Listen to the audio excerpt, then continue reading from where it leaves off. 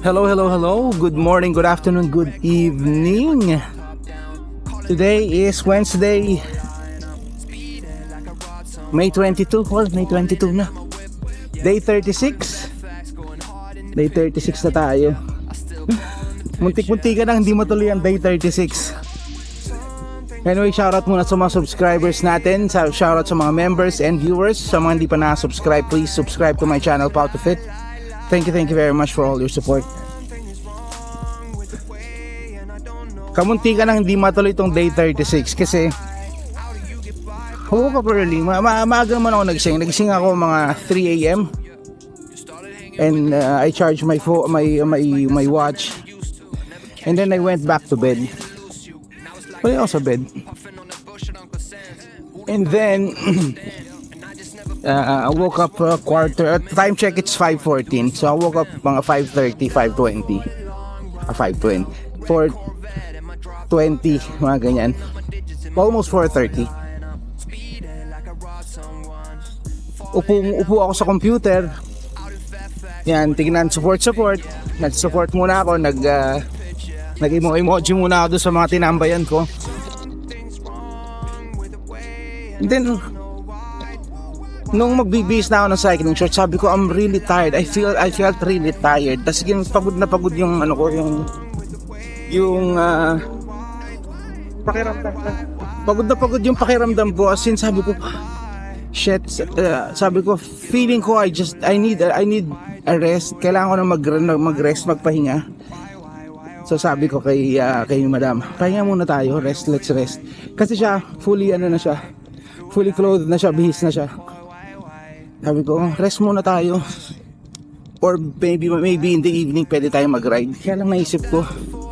Then ayan na, nakipag-usap-usap muna ako sa mga naka-live. Then I realized na sayang naman. Let's give it a chance, let's give it a try. Since bumangon na naman tayo and this and that. Kaya ayan, so at the end, ito na tuloy ang pagbabike natin.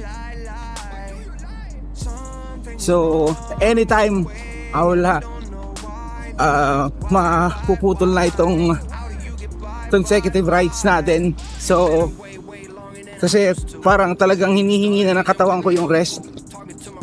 Pero titingnan natin, malay mo pwedeng pa ma-push. Ayan, yun lang masishare ko. Good morning again to everyone. And good morning, good afternoon, good evening sa lahat. Let's go. Ayan, pasok na tayo dito. Weather's kind of weird kasi may part na malamig, may part na mainit, malagkit. Pero malagkit pala yung talagang kasi yung basa yung weather, yung feeling mo basa ka dahil sa hamog. Yung mga ganun. Medyo foggy ng konti. Anyway, weather is still good kasi hindi pa siya talaga yung mainit na hindi ka makakahinga. Kasi darating yung point na kahit na ganito kaaga, sobrang init na hindi ka makakahinga. Well, anyway, pasok tayo dito. Day 36. Here we go. Ayun na nga. Sabi na kasing magpahinga eh. I just had a major crash kasi may isang yung electric na parang electric scooter or something. Andito siya sa may way, sa right of way ba? Andito siya sa, kumaga tawag dyan,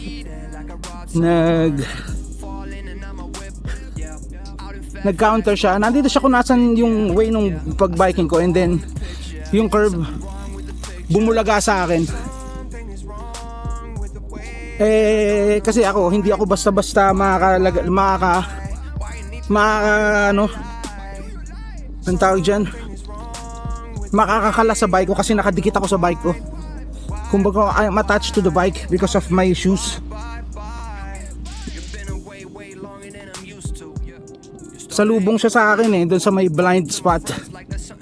As in yung curve, salubong siya sa akin doon. Tapos ayun, siyempre lang, sabi na kasi magpahinga eh.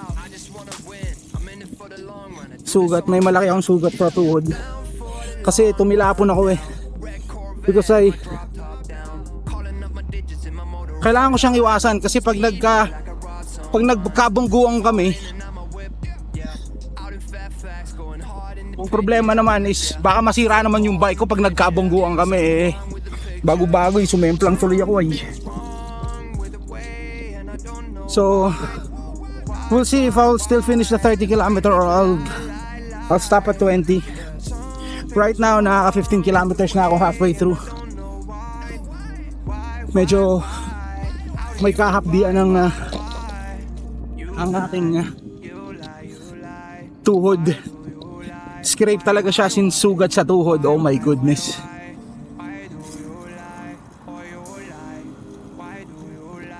Aray. Ang sama pa nung pagkakabagsak ko dahil syempre tumilapon ako eh. So gumulong-gulong pa ako. Ay nako. Ay, tingnan natin. Anyway yun, semplang si out of it. Sayang lang hindi nakuha eh. Kung nakuha sa camera yun, hindi magandang content sana. Pati yung Apple Watch ko nag-alert kung okay lang daw ba ako. Kasi it was really a bad fall. Hindi ko pa alam kung saan pa yung ibang tama ko. Pero definitely tuhod. Itong ano. Kasi ang ano ko mamaya pag ano pupunta tayo doon. Ang liko ko ay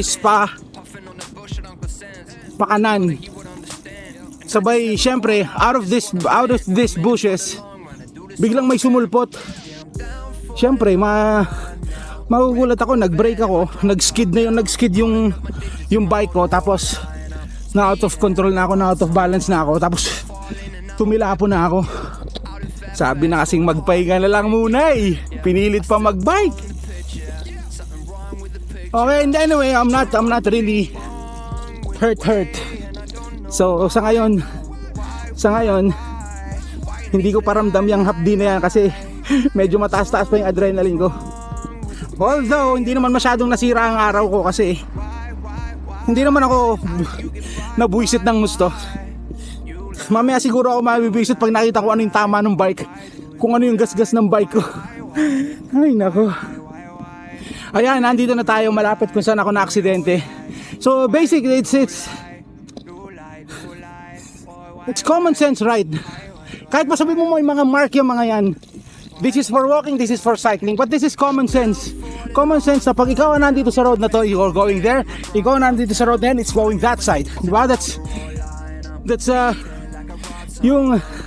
the normal. Like the one in the road. So, andito, tumutuloy yung dugo. So I'm here, right? I'm here on this side at dito talaga sa pinakadulo kasi baka may makasabay ako, at least hindi ko sila matatamaan. And you know where he is? Itong curve na to, dito ako tumumba. Andito siya. He's here on this side, on this. Diba?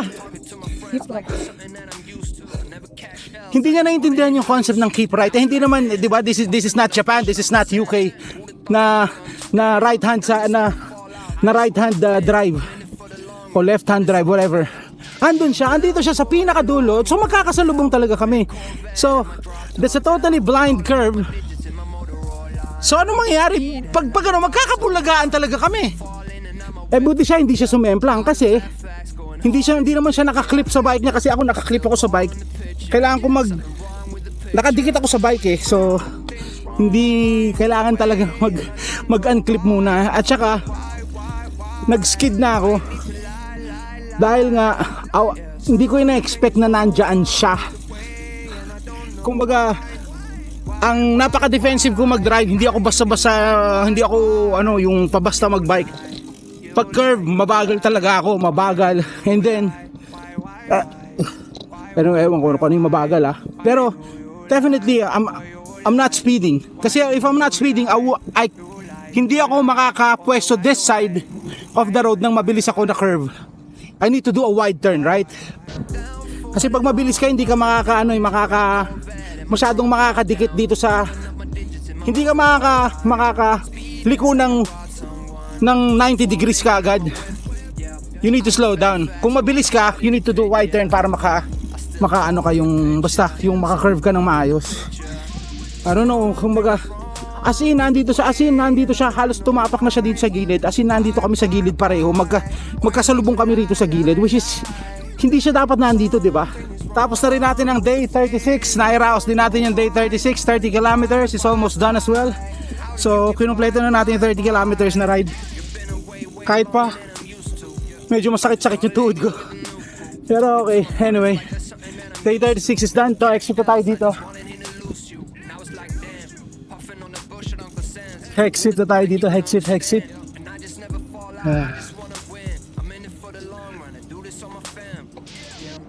Kaya, exit na tayo dito. Yun, nairaos din natin yung ating 30 kilometers and day 36 na ride. Ay, hindi ko alam. So we don't know if there's going to be day 37. Malalaman natin bukas yan. Pero yung kanina talagang I was really talagang almost na talagang sinabi ko na hindi ako magra-ride. Kaya lang all of a sudden I changed my mind na sige, magra-ride na lang ako. Yan, nasemplang tuloy ako. So I don't know if that's the universe or God saying or giving me a message na, oy, pahinga ka naman, masyado mo nang ginalingan. Pero we will see kasi talagang it's really meant to happen. I could have rest, I could have not had kumbaga, kung nagpahinga ako, isipin mo, kung nagpahinga ako, hindi sana ako na-aksidente. But it's really, I believe, naniniwala ako sa kung ano yung mangyayari. Kahit pa anong pigil mo dyan, if it's inevitable, it's inevitable. Kumbaga, if it will happen, it will happen. Yung ganun ba? Anyway, that's that. Naka-exit na tayo. Yun, we're almost done with our day 36. Let's go, see you at home. Yun, home sweet home na tayo. Thank you Lord for the safe ride. Kahit nasamemplang tayo, it's still a safe ride. Hindi naman tayo napano. It's just a minor scratches. And thank you very much sa mga nakaabot dito, sa mga subscribers natin, viewers and members. Thank you very much everyone for all your support. Yun, day 36 is done. 30 kilometers is done. Yun. Am I done? That's the question. So mayroon bang day 37? Malalaman natin yan. Abangan ang susunod na kabanata. Yan lang. So hanggang dito na lang ating video for today. If you find this entertaining, interesting, and helpful, please like, share, and subscribe. Let's go. See ya. I don't know why you need to lie. Yeah, something is wrong with the way, and I don't know why.